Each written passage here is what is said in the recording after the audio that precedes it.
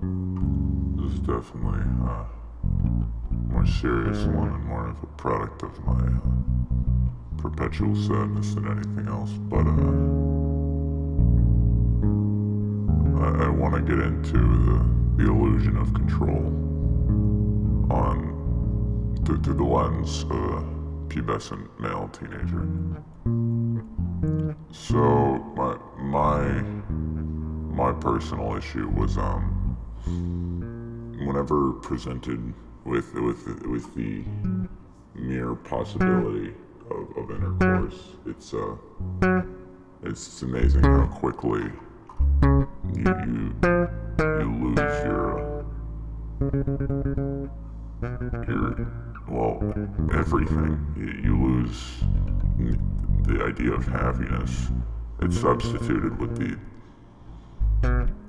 just the thought of sex, literally every day, and it ruins what you do.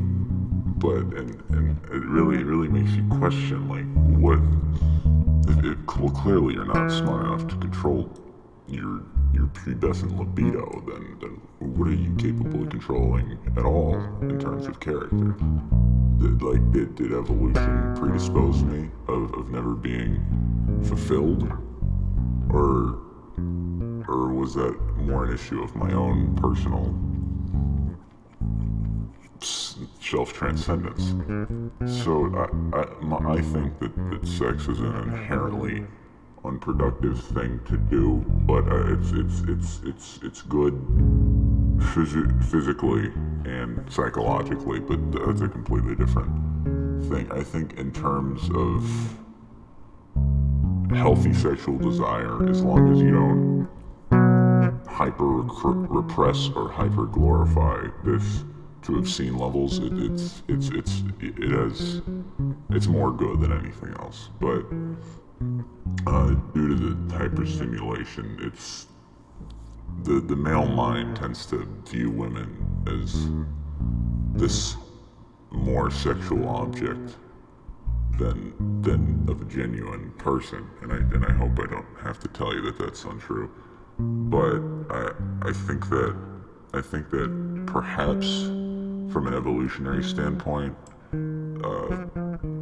eternal fulfillment, perhaps libido is an aspect of that.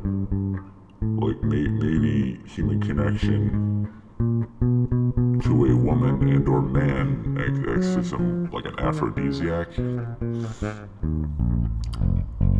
And well, in terms of like genuine love, there's compassion and passion, which obviously passion dies, but it still has its place, and I think that's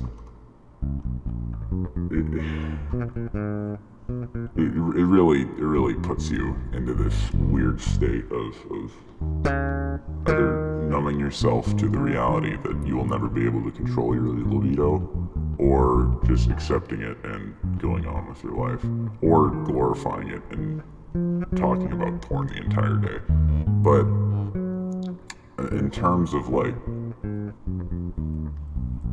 combating the perpetual sadness, it's my philosophy is if your partner wants to, well, it doesn't even have to be a partner, it could be some random chick or man that just wants to have brainless sex with you, and the stimulation of this libido is temporary. This will eventually die, obviously, and the dopamine given from the sex doesn't have any inherent meaning, but it adds some to an inherently meaningless life, right? And I personally have had issues with the eternal connection and the brainless sex, in the sense that, well, neither have worked for me, and I haven't even had sex yet. So I mean, damn.